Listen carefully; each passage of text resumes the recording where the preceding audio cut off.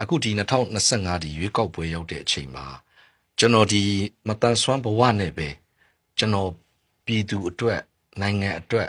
ကျွန်တော်လုံနိုင်တဲ့လောက်အတိုင်းအတာထိပါဝင်မှုကျွန်တော်စပြီးတော့စဉ်းစားစိတ်ကူးပြီးတော့ကျွန်တော်ဒီရွေးကောက်ပွဲကိုပါဝင်ဖြစ်တာပါခင်ဗျာဟုတ်ကဲ့ရှင်အခုဒီ2025ကစိန်ခေါ်မှုတွေကအရင်ရွေးကောက်ပွဲတွေထက်လဲစိန်ခေါ်မှုတွေကများတယ်တာမန်လွတ်တော်ကိုယ်စားလှယ်လောင်းဆိုရင်တောင်မှပေါ့နော်ဆိုတော့ကိုကမတန်ဆွမ်းနေရဲ့ကိုစားပြုလွတ်တော်ကိုယ်စားလှယ်တယောက်အနေနဲ့ဝင်ရောက်ရှင်ပြိုင်တဲ့ခါမှာဒီရွေးကောက်ပွဲကြိုကာလမှာဘလို့စိန်ခေါ်မှုဘလို့အခက်အခဲတွေရှိခဲ့တယ်လဲပေါ့နော်ကိုဆိုင်အောင်ဆိုဒီမေးခွန်းလေးကိုဆွေးနွေးပေးပါအောင်ကြုံရပါတယ်ကျွန်တော်လည်းအများကြီးပဲပေါ့နော်အထူးသဖြင့်ကျွန်တော်ကလမ်းမလျှောက်နိုင်တဲ့အခါကျတော့ဆိုရှယ်ကနေဖောက်တာပေါ့နော်ကိုမဲဆွယ်စီးရုံးနေအဲ့ဒီခါမှာကျွန်တော်ကတခြားမတန်စွမ်းနေထဲမှာအသွင်ပြင်ကလည်းထူးခြားနေတယ်ဆိုတဲ့အခါကျတော့ဒီနရွက်ဆိုလည်းဖယ်ထားတယ်မရှိဘူးပေါ့နော်ဆိုတဲ့အခါကျတော့တိုက်ခိုက်တာတော့မျိုးစုံပေါ့နရွက်ပြက်ကြီးထော့ဂျိုးစသည်ဖြင့်ပေါ့နော်ခုနဒီဆရာပြောသွားသလိုပါပဲ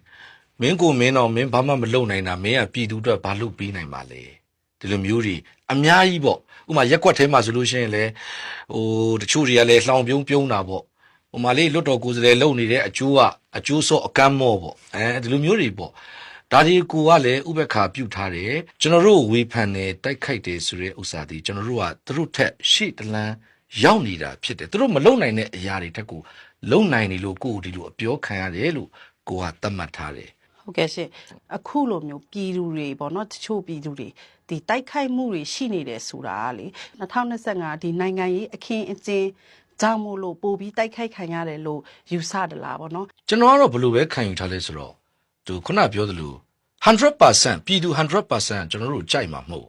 ်ဒါကျွန်တော်တာမန်ပေါ့နော်တာမန်ထက်ထူးကဲပြီးအရန်ကိုထင်ရှားနေတဲ့ဩဇာတိတ်ကပကြီးတဲ့ပုံကိုယ်တွေတောင်မှဘလိန်ခံမှာပဲကျွန်တော်တို့ဆိုရင်ပူတော်ဆိုးတာပေါ့ပြည်သူတွေကျွန်တော်တို့ဘယ်လိုပဲပြောပါစေဘယ်လိုပဲတိုက်ခိုက်ပါစေဒါသူတို့ဆောင်ဝဲစစ်နေတာနော်ကျွန်တော်တို့ရဲ့စွမ်းရည်ဘယ်လောက်ရှိလဲတိခတ်နိုင်စွမ်းရည်ဘယ်လောက်ရှိလဲဘယ်လောက်ပြည်သူနားထောင်ပေးနိုင်တယ်လဲဒါမျိုးတွေဆောင်ပွဲစစ်နေတယ်လို့ပဲမြင်တယ်ကျေးဇူးလည်းတင်တယ်ဆိုတော့ကိုဆက်ကြိုးစားဖို့အတွက်လည်းကိုအမြဲတမ်း alert ဖြစ်နေလို့ကျွန်တော်ခံစားရတယ်အဲ့လိုပဲခံစားထားပါတယ်များဟုတ်ကဲ့ရှင်ကျေးဇူးတင်ပါတယ်မတန်ဆွမ်းတဦးနေနဲ့ပေါ့နော်သူများတွေနဲ့နီးတူပေါ့နော်ဒီနိုင်ငံရေးဒီဥပဒေပြုရေးပေါ့နော်ဒီဒန်းတူလှုပ်ဆောင်နိုင်ဖို့အတွက်ကိုကရောဘယ်လောက်ထိယုံကြည်ထားတယ်လဲဆိုတဲ့ဟာလေးကိုဆိုင်အောင်ဆိုဒီမေးခွန်းလေးကိုဆွေးနွေးပေးပါအောင်ယုံကြည်ချက်ကတော့ရှိတယ်100%ပဲဥမာဒါကကိုကရှင်ပြိုင်မှုတစ်ခုလုပ်ရတာလေဆိုတဲ့အခါမှာပြည်သူတွေစီကနေမဲရဖို့ယုံကြည်ချက်တစ်ဝက်တစ်ပြက်နဲ့ကျွန်တော်တို့သွားလို့မရအောင်အဲ့ဒါဆိုဒီပွဲမှာကိုရှုံးမှာနိုင်သည်ဖြစ်စေရှုံးသည်ဖြစ်စေကိုနိုင်မယ်လို့ပဲခံယူချက်ကိုထားပြီးတော့ပြိုင်နေကျွန်တော်ပြည်သူအပေါ်ဘလောက်လုပ်ပြီးနိုင်တယ်လေဆိုတာမျိုးတွေပေါ့ကိုကဒီအစိုးရအဆက်မှာပေါ့နော်ကိုကလည်းကိုယ်စားလှယ်လောင်းမဟုတ်ခဲ့ဘူးဆိုပေမဲ့လည်းပေါ့နော်မတန်ဆွမ်းကိုစားပြုတွေကိုလည်းကိုကမြင်ခဲ့ဘူးတယ်ပေါ့နော်ဆိုတော့ဒီခေတ်အဆက်မှာရောမတန်ဆွမ်းအရေးကိုလောက်တာကဘလောက်အထိပေါ့နော်အားကောင်းတဲ့ဟာမျိုးတွေကိုတွေးခဲ့ဘူးတည်းပြီးတော့ဘယ်အစိုးရအလက်ထက်မှာပေါ့နော်မတန်ဆွမ်းအရေးနဲ့ပတ်သက်လာလို့ရှိရင်ပေါ့နော်အားအရဆုံးထိခဲ့တယ်လေပေါ့နော်အဲ့ဒါလေးကိုအရင်ဆုံးဖြေပေးပါအောင်ရှင်ဟုတ်ကျွန်တော်နည်းနည်းလေးစကားခံရင်ဒါ disable ကိုကျွန်တော်အခုမှစကြုံတွေ့တာပေါ့နော်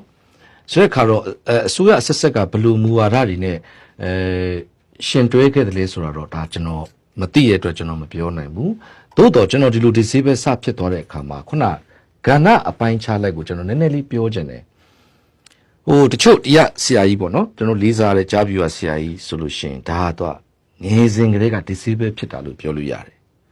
ကျွန်တော်ကြတော့ဒါ accident ကြောင့်disable ဖြစ်တာဆိုတော့အဲ့လိုကဏ္ဍပေါ့အဲ့ဒီမှာကျွန်တော်ဒါလွတ်တော်တွေရောက်သွားရင်ကျမကြီးဝန်ကြီးဌာနနဲ့ပတ်သက်ပြီးတော့ဗောနော်အခုကျွန်တော်ဒီဆေးရုံတွေရောက်သွားတဲ့အခါမှာကျွန်တော် criminal case ဆိုလို့ရှိရင်ဆေးရုံတွေကို accident ဖြစ်ပြီးရောက်သွားရင်တော်တော်လေးအချိန်ကြာတယ်ဆိုရင်ကျွန်တော်ဒီဆေးရုံကိုရောက်သွားတဲ့အချိန်မှာအကောင်းကြီးရောက်သွားတာဒီခြေထောက်ဆိုရင်အကောင်းကြီးရောက်သွားတာဒီဘက်ဆိုရင်လည်းကျွန်တော်အသားဘက်ပဲလန်ပြီးရောက်သွားတာဒါပေမဲ့ဒီခြေထောက်ကိုကျွန်တော်2ရက်ခွဲကြာမှခွဲပစ်တယ်အဲ့ဒါဘာဖြစ်လို့လဲဆိုတော့ကျွန်တော်တို့မေးတဲ့အခါမှာဒီ criminal case ဆိုရင်ကျွန်တော်တို့4နာရီတခါလာစစ်တယ်ကျွန်တော်သွေးတွေအလိမ့်လိမ့်နဲ့ဆိုလိုတာကကျွန်တော်နိုင်ငံသားတွေမှာကျွန်တော်ရောက်ခဲ့တော့ဆိုရင်လူအသက်ကအရေးကြီးဆုံးပဲ maybe ကျွန်တော် criminal case ဖြစ်မယ် ဒါမှမဟုတ်ကျွန်တော်ပြီးသွားရင်အရေးယူမှုတစ်ခုခုပေါ့ကျွန်တော်လုပ်လိုက်ဒါပေမဲ့ချက်ချင်းကုပေးပါတချို့လူတွေတော်တော်များများဒီမ disable မဖြစ်ချင်မနဲ့ဖြစ်သွားတာတွေအများကြီးပဲအဲ့တော့ဒီလိုမျိုးကဏ္ဍတွေကိုကျွန်တော်ထဲထဲဝင်ဝင်ဆောင်ရွက်ချင်တယ် နောက်တစ်ခုကပေါ့နော်ဒီလွတ်တော်ကိုယ်စားလှယ်လောင်းဖြစ်ခဲ့မယ်ဆိုလို့ရှိရင်ပေါ့နေရမတန်ဆွမ်းနေအတွက်ကိုရောဒီကြကြပြည့်ပြည့်တွင်တွင်ကြကြဖြစ်လာဖို့ဘယ်လိုမျိုးစိတ်ကူးစိတ်တန်းနေရှိပြီးတော့လွတ်တော်ထဲမှာဝင်ရောက်ပြီးတော့ပေါ့နော်ပံ့ပိုးသွားပြီးမဲ့အစီအစဉ်တွေရှိလဲဆိုတာလေးပြောပြပေးပါအောင်ရှင်ဟုတ်ကျွန်တော်စဉ်းစားပုံကကျတော့တစ်မျိုးပေါ့ဆိုတော့တစ်မျိုးဆိုတဲ့နေရာမှာခုနကပြောလို့အခုကျွန်တော်တော်တော်များမတန်ဆွမ်းရှိတယ်တောရွာတွေဆိုပိုတော့ခက်ခဲတယ်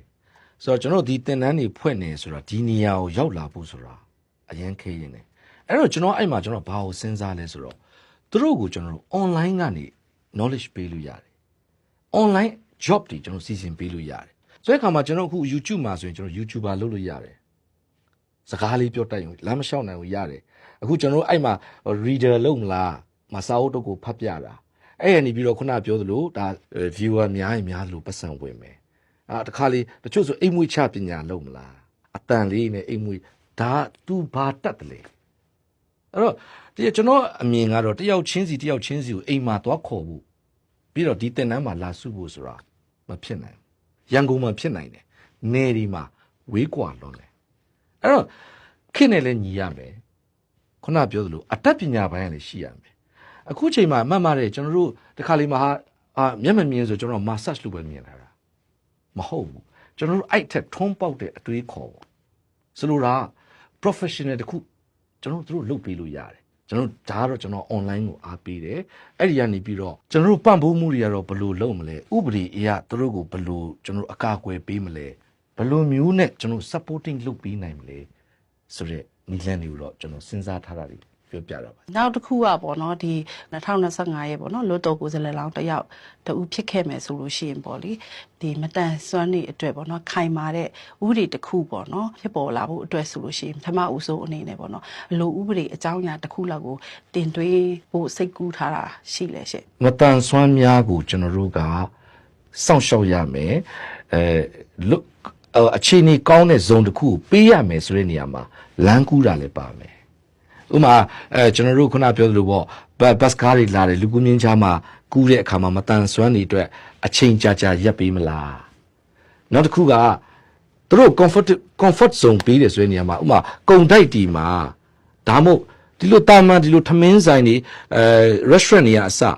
ကျွန်တော်တို့မတန်ဆွမ်းနေရ toilet ဆိုရင်ခုနဘိုးထိုင်ထဲမှာအဆင်ပြေတယ်ဒီလိုမျိုးလေးတွေစောက်ပေးမလားဥမာကျွန်တော်ဒီ shopping center တွေမှာဆိုရင်မတန်ဆွမ်းနေတဲ့ကျွန်တော် slope escalator လို့ခေါ်မှာပေါ့နော်အဲ့ဒီလိုမျိုးတွေလုပ်ပေးမလားဒီလိုမျိုးပေါ့နော်ဒါကမတန်ဆွမ်းရမှာမဟုတ်ဘူးတက်ကြီးရွယ်အိုတွေပါမယ်ဒီလိုမျိုးပေါ့အားလုံးကိုခြုံငုံတဲ့ဥပဒေတွေအဲ့တော့အဲ့ဒါကိုမူလုတ်ချင်တာတော့အများကြီးရှိတယ်ဒါပေမဲ့မူအားဖြင့်တော့အစိုးရတင်သွင်းသွားဖို့ရှိပါတယ်မတန်ဆန်းဆိုတာနဲ့ကျမတို့ဒီလူမှုပဝင်စင်မှာပေါ့နော်ခွဲခြားဆက်ဆံမှုရှိတဲ့အတိုင်းဝိုင်းတွေလည်းရှိသေးတယ်ပေါ့နော်ဆိုတော့ဒီလိုမျိုးအတိုင်းဝိုင်းတွေရှိတဲ့ဟာတွေလည်းထပ်ပြီးတော့ပေါ့နော်မရှိအောင်ဆိုရင်မြန်မာနိုင်ငံအနေနဲ့ပေါ့နော်ဒီဥပဒေပြုရေးပေါ့နော်လွတ်တော်လမ်းကြောင်းထဲမှာဆိုလို့ရှိရင်ပေါ့နော်ဘလိုမျိုးပေါ့နော်အားကောင်းတဲ့ဒီ institution အဖွဲ့အစည်းတွေပေါ့နော်ရှိဖို့လိုအပ်သေးလဲပေါ့နော်ဆွေးနွေးပေးပါအောင်ရှင်ဒီမေးခွန်းမတန် disability ကာကွယ်တဲ့အဖွဲ့အစည်းတွေအများကြီးပေါ်ပေါက်လာတဲ့မှာလေကျွန်တော်ဘယ်အရာတွေကိုအာရုံစိုက်မလဲဆိုရင်ခုနပြောလို့ accident ချက်ချင်းဖြစ်သွားတဲ့သူတွေအဲ့တော့ accident ဖြစ်နေတဲ့လူတွေကျွန်တော်အမြန်ဆုံးသွားကြည့်မယ်ခုနပြောလို့ disable ဖြစ်နေတဲ့သူတွေကိုသွားကြည့်မယ်ခုနဥပဒေရအကာအကွယ်ဒီလိုမျိုးပေါ့နော်နောက်ပြီးတော့ကျွန်တော်တို့ဒီ social တွေမြန်မာရဲ့ social တွေအနေနဲ့ကလည်းမတန်မစွမ်းတွေကိုကူညီတဲ့အဖွဲ့အစည်းတွေအများကြီးဖြစ်လာစေခြင်းတယ်နောက်ပြီးရင်ခုနကပြောသလိုပေါ့မတန်ဆွမ်းနေနဲ့ပတ်သက်ပြီးဥပဒေကျူးလွန်တချို့တွေရှိပါတယ်ကျွန်တော်ဒီ disable ကိုအခွင့်အရေးယူတာရှိတယ်တာမန် criminality ချတဲ့ပြစ်ဒဏ်ထက်နှစ်ဆလောက်ပိုချတဲ့နေဆိုတာမျိုးဒီလိုမျိုးတွေပေါ့ဒါဥပဒေရအကာအကွယ် society ရအကာအကွယ်ဒီလိုမျိုးတွေကျွန်တော်တို့ပြီးသွားမယ်ဆိုရင်ဒါအရမြတ်တာပြရရောက်တဲ့အစီအစဉ်တွေဖြစ်လာမယ်လို့ကျွန်တော်ယူဆပါတယ်ဆရာ